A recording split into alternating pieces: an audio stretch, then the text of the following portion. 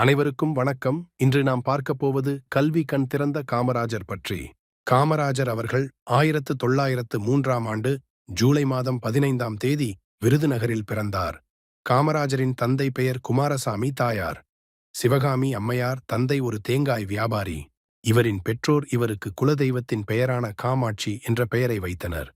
அதேபோல் பெற்றோர் இவரை ராசா என்று செல்லமாக அழைத்தனர். இதனால் இவருக்கு காமராஜர் என்று பெயர் சூட்டப்பட்டது.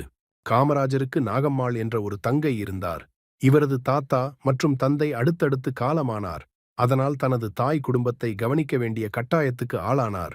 அதனால் இவர் தனது 12வது வயதில் பள்ளி படிப்பை விட்டுவிட்டு தனது மாமா வைத்திருக்கும் துணிக்கடையில் வேலைக்கு சேர்ந்தார்.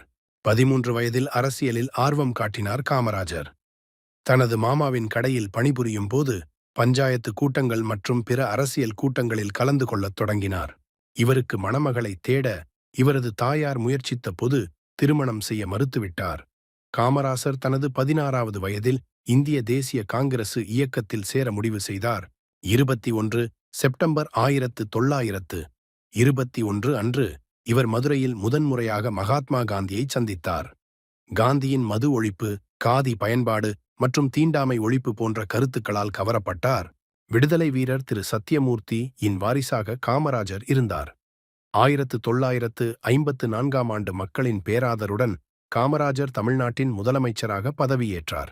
காமராஜர் கொண்டு வந்துள்ள திட்டங்களில் முக்கியமானவை கட்டாய கல்வி அனைவருக்கும், இலவச கல்வி அனைவருக்கும், இலவச மதிய உணவு திட்டம் என்பதை பல திட்டங்கள் உருவாக்கியுள்ளார்.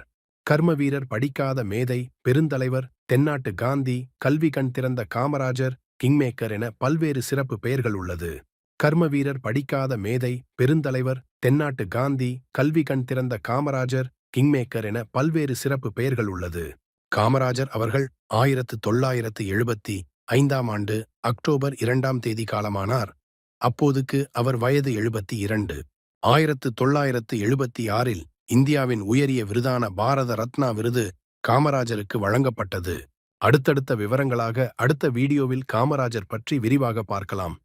எங்களது காணொளியை பார்த்த அனைவருக்கும் நன்றி.